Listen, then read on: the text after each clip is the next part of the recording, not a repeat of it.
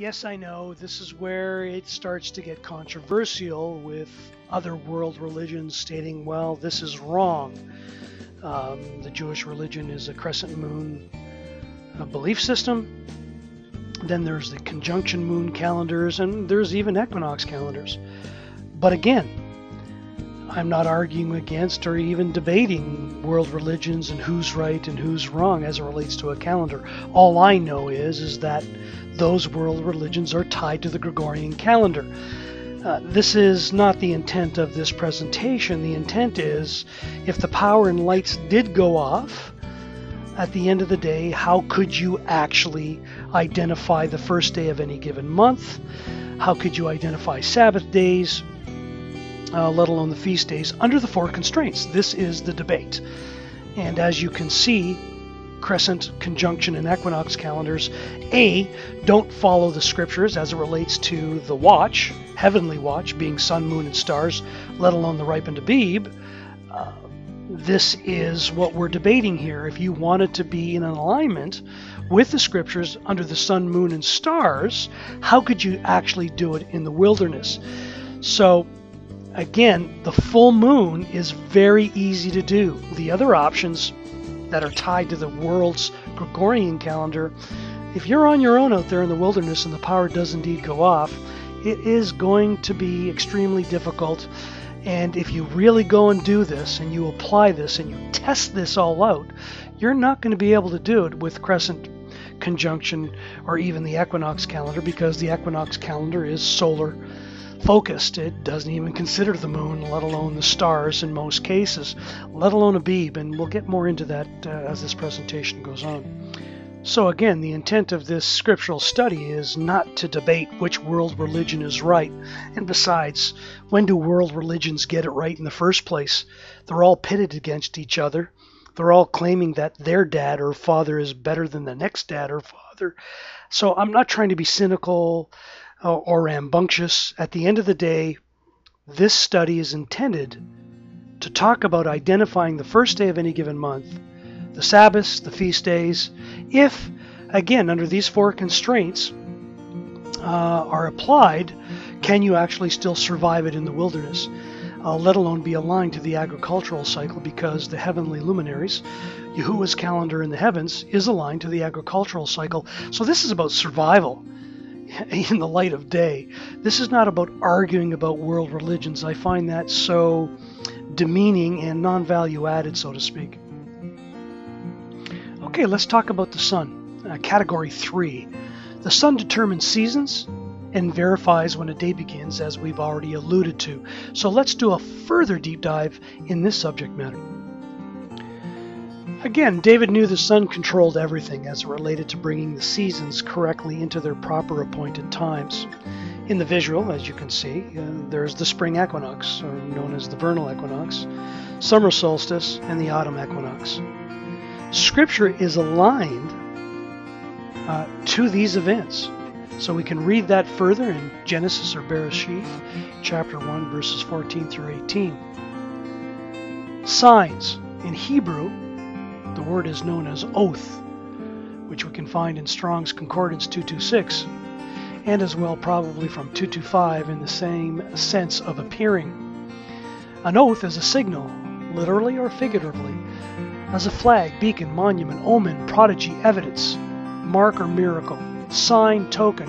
Quote, the lights that serve as signs can only be the houses of the sun. Constellations are known in Hebrew as Mazaroth, which are the stars. So seasons and appointed times, known as the Moed or Moediym, is a fixed time or a season, specifically a festival, conventionally a year, by implication an assembly, as convened for a definite purpose. Technically the assembly or congregation, by extension the place of meeting, also a signal as appointed beforehand, appointed, sign, time, a place of solemn gathering, again set apart, a feast. So the houses of the sun are used for seasons with 3 constellations designated for each 90-degree segment. One can study the stars and identify the broad definition of a season but the moon defines the details of those seasons, and conversely, one cannot look at the sun and identify the current season, but more importantly, the bringing in of that particular season as it relates to the vernal equinox, summer solstice, and then the autumn equinox. Again, David knew the sun controlled everything as it related to bringing the seasons correctly into their proper appointed times. In fact, the spiritual harvest cycle, the Feast of Yahuwah, is in alignment with the agricultural harvest cycle. There's a word in Hebrew called tekufa, and it's mentioned 4 times in Scripture. First being in Exodus chapter 34, verse 22. This is in reference to the list of pilgrimage feasts, which refer to the agricultural character of the Feast of Booths, or Sukkot.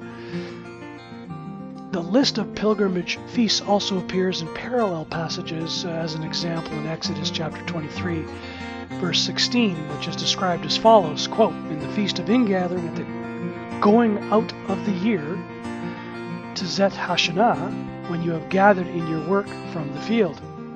Exodus 34 is actually an almost verbatim paraphrase of Exodus 23, and it is important to compare and contrast these 2 passages. The differences are often very enlightening. Comparing Exodus 34, verse 22, and Exodus chapter 23, verse 16, will become clear that the going out of the year and the circuit of the year refer to the same time period. The going out and or circuit of the year is described in Exodus chapter 23, verse 16, as when you have gathered in your work from the field. The agricultural ingathering is also described in Deuteronomy chapter 16, verse 13. Quote, "You shall keep the Feast of Booths for 7 days when you have gathered in from your threshing floors and from your wine presses." The Feast of Booths or Ingathering is described as the going out of the year because it takes place at the end of the yearly agricultural cycle. So in this visual, this is how David knew the sun controlled everything as it related to bringing the seasons correctly into their proper appointed times. Again, the agricultural harvest cycle is in alignment with the spiritual harvest cycle, as we can see on the visual before us. Many state that the ancients were not aware on how to measure the sun and or anything else for that matters as it relates to the movements of the heavens. Really? People were and are able to make fairly accurate astronomical observations without the use of telescopes. One common practice in Mesoamerica was to place 2 sticks in the ground at diagonal angles, forming an X. You could then observe what stars and other celestial bodies pass between the X night after night. They also could use natural benchmarks on the horizon, and as an example, on this night, if I stand in this spot, I can see Venus pass between those mountains. With only you as the instrument, you could keep very good records of the movements of the sun, stars, and or planets. Once people from the past figured out the lines of sight using these benchmarks, as historical and archaeological information demands, they built structures to match the alignments that they observed. There is an absolute best book on this subject if you're interested. It's called The Sky Watchers by Anthony Avani. He does a great job explaining ancient astronomical practices in a way that's accessible to any audience. So as the evidence increases and we go through this in a deeper dive, it becomes clearer and clearer that we are indeed confirming why we do not have to worry about the 4 constraints in regards to determining the seasons for both the agricultural and or the spiritual harvest cycle. We can indeed, without the modern mechanisms of mankind, identify the first day of any given month, let alone the Sabbaths, new moon days, feast days of Yahuwah. So as we continue through this presentation, you'll start to realize that there is indeed in the heavens a device called the full new moon, the sun, the stars, let alone Abib, that allow us to have a calendar if we are actually indeed stranded on an island and or in the desert with no people around. Okay, let's do a deeper dive on the moon. The moon has built-in characteristics in relation to Earth that cannot be ignored. James Dwyer from creationanswers.com has excellent information in regards to further detail on how the moon actually works in alignment with the sun and the stars, let alone Abib. The Earth and Moon interface every 49 days and interrelate with the number 7 squared, or 49, in an array of unmistakable evidence that points to a calendar related to the creation account of Genesis chapter 1. Hannock was well aware of this on his explanation of the gates. David was aware of this as well. So this is witness category 4, with the moon determining months while confirming days and appointed times of Yahuwah. Have you ever wondered why the scriptures in the book of Isaiah, Yeshayahu, chapter 1, verse 14, states the following: "My being hates your new moons and your appointed times. They are a trouble to me. I am weary of bearing them." So let's talk about this. World religions follow the crescent moon, the conjunction moon, or an equinox calendar, a solar calendar. The world does not follow the full new moon methodology. Is this possibly why Yahuwah stated, "My being hates your new moons and your appointed times? They are trouble to me. I am weary of bearing them." Think about this now. Today is April 4th of the Gregorian calendar 2015. All of these three groups, world religions, are following very much and in close alignment Passover, Feast of Unleavened Bread, sliver moon calendars, it's happening starting this weekend, conjunction moon calendars, and equinox calendars. They are fully aligned. And they are fully aligned to the world religions. The world religions are fully aligned to the Gregorian calendar. Is it possible that Yahuwah does not follow the Gregorian calendar? He created a calendar in the heavens. It's his calendar. And it's with the lights, as relates to Bereshith chapter 1, verses 14 through 18. So don't be surprised that when you read Yeshayahu chapter 1, verse 14, what he's actually hating. Think about this for a moment and this possibility. I believe it is very important for all of us to provide further feedback and, as great Bereans, study this further. As shared previously, I don't want to debate which world religion has it right and who has it wrong. All I know is the scriptures state sun, moon, and stars and Abib. There are 4 things that the calendar asks us to determine or actually consider. So in 1948, if the new rebuilt full moon is indeed the first day of the first month of Yahuwah's heavenly calendar, then notice what we find at this time period when Israel became a nation. The woman has the full moon between her hand and her feet. The woman has a crown of 12 stars above her head, Revelation 12:1. The sun is in opposite alignment to the moon, lighting up the woman, so to speak, in regards to the scriptures. And then last but not least, Abib would be ripened at this time period, which in 1948 was April 23rd. There'd be no doubt about it. But back then, certain world religions were saying the Abib was ripened far before that. And again, is it? Anybody can go on Google and find out in the Northern Hemisphere the agricultural cycles right across the Northern Hemisphere, not just Jerusalem. And it's not going to be earlier than this date. This is inarguable, but unfortunately, people in helicopters find a 10-foot by 10-foot patch of ripened Abib in Jerusalem, and that's that. But they don't consider the sun, moon, and stars in total as well. So it's a full piece. Sun, moon, and stars in Abib have to be considered in regards to the calendar. As stated earlier, the full moon as new moon is a pattern once a month that you can visibly see. It happens every year. So look in 1967, same scenario. Again, this pattern is consistent and repetitive. So even take a look at 2013, April 25th. There again, the woman has the full moon between her hand and her feet. The woman has a crown of 12 stars. Sun, moon, and stars in Abib, all in alignment with Scripture. You didn't add and or take away, which again is a demand from Scripture. What about 2014? Same thing. April 15th, the moon is in proper alignment again. Sun, stars, and Abib. Some right now are very surprised to learn that today, 2015, April, the moon is at the shoulder of Virgo. Well, it's a 13th month.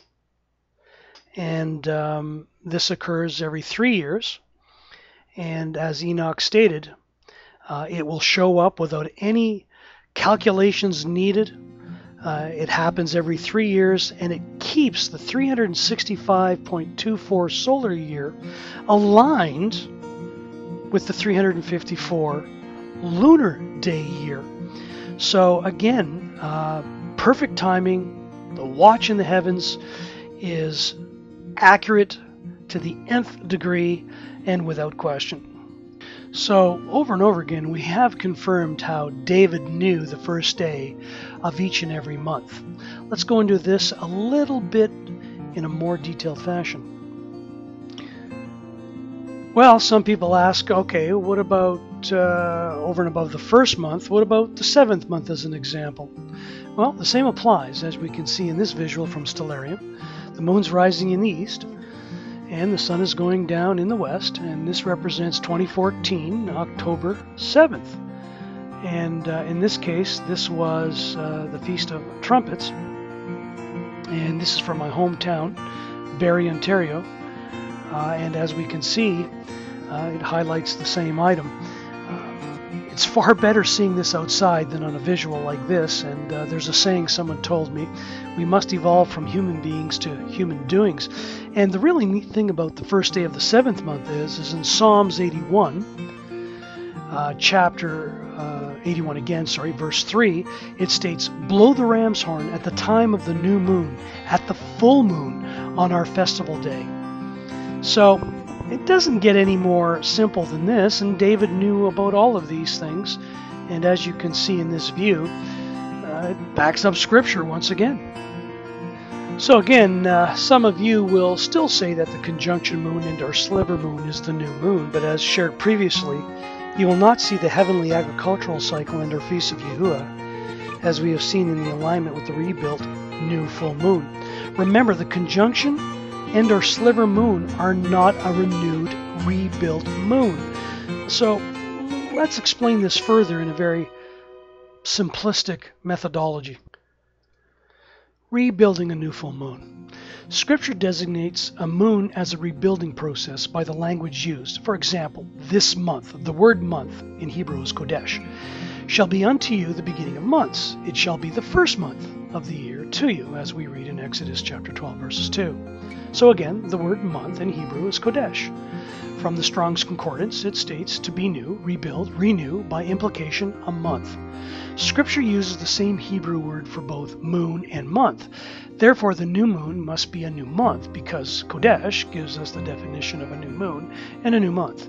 The Hebrew word Kodesh is from the verb kadas, meaning to be new or rebuild. Rebuilding is exactly what each lunation does after the decline of the waning phases. The moon's light diminishes to conjunction and rebuilds to a full moon again in the waxing phases.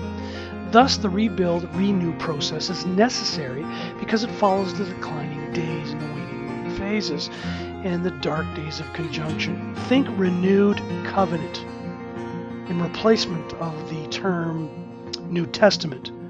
The New Testament is basically a renewed covenant. The Old Covenant was not known as the Old Testament, it was the Old Covenant. Rebuilding of the moon, or the observable days of renewing, cannot begin until after its conjunction, midpoint with the sun. Kodesh, or rebuilding, begins at conjunction, but it is not the new moon. Rather, it is the beginning of a process toward a new month. Renewing, by definition, implies that it follows a process, but follow up or follow on to what? The moon must renew because the waning moon phases return the observable moon to a dark moon in conjunction, making renewal or kodesh necessary. The objective of the renewing process is the renewed full moon. It is the full moon under the feet of the woman of Revelation, a woman clothed with the sun and the moon under her feet, as we read in Revelation 12:1. At first glance, it sounds complicated, so let's take the time to simplify it so that anybody can understand it. So these next visuals are not to be intended to be cynical or sardonic in any shape, form, or manner towards world religions as it relates to what they presently do today align with the Gregorian calendar, let alone NASA. So if you actually went in front of a child with the following slides, what would they say? What would you say? So, following Grover from Sesame Street, what would he say in regards to the vehicle? Obviously, the older vehicle is old. The newer vehicle, restored if you will, is renewed. It's not that complicated as shared. No one would state that the old vehicle, in a sliver or conjunction format, so to speak, is the renewed moon. It's impossible. So here's another great example from Grover from Sesame Street. You have an old home, and it's old. It's over without debate. It's unquestionable. And that same home is then given a renewed paint job. And as you can see, it's renewed. So why do all world religions either call a sliver or crescent moon renewed or new? It's not. Until it's fully lit up, it can't be called new. So a full moon, end of story, without question, is a new moon.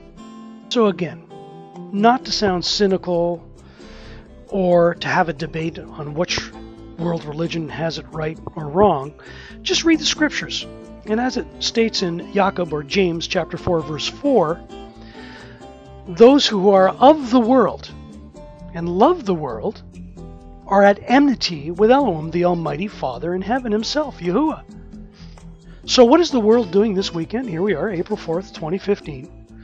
All sliver moon believers, crescent moon believers, conjunction moon believers, let alone the solar equinox calendars, they're all celebrating the spring feast starting this weekend.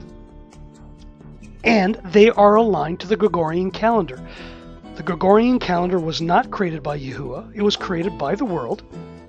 And as such, the world does what the world does. And those that are set apart remove themselves from those world methods and or systems. It's a tough message.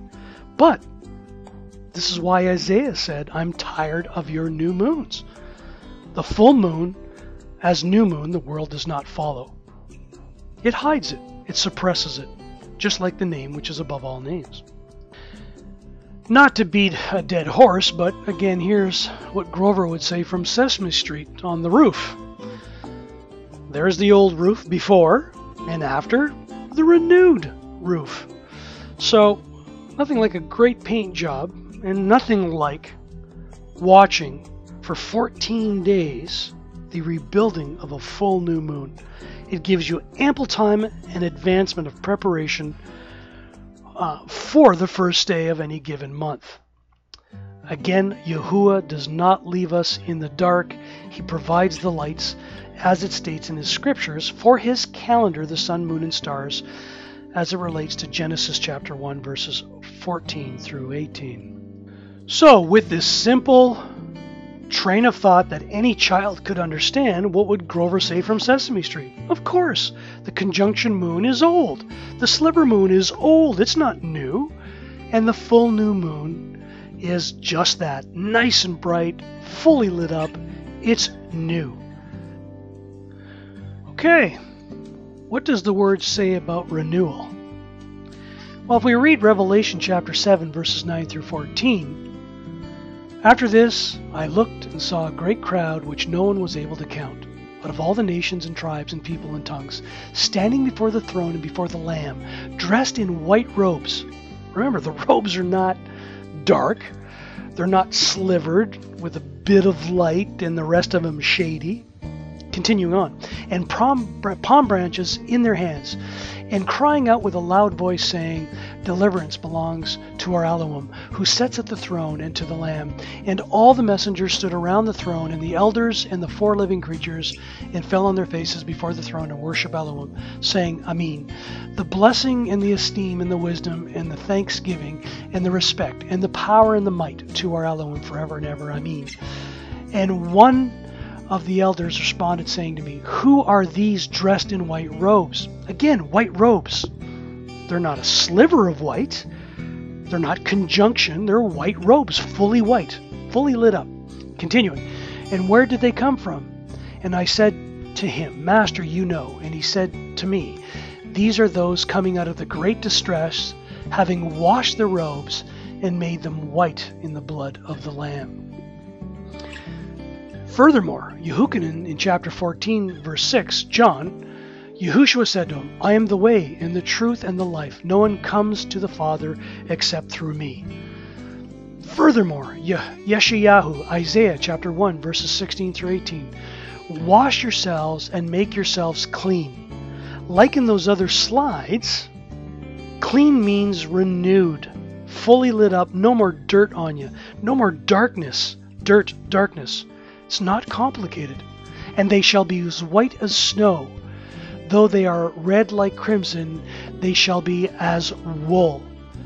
A conjunction in sliver moon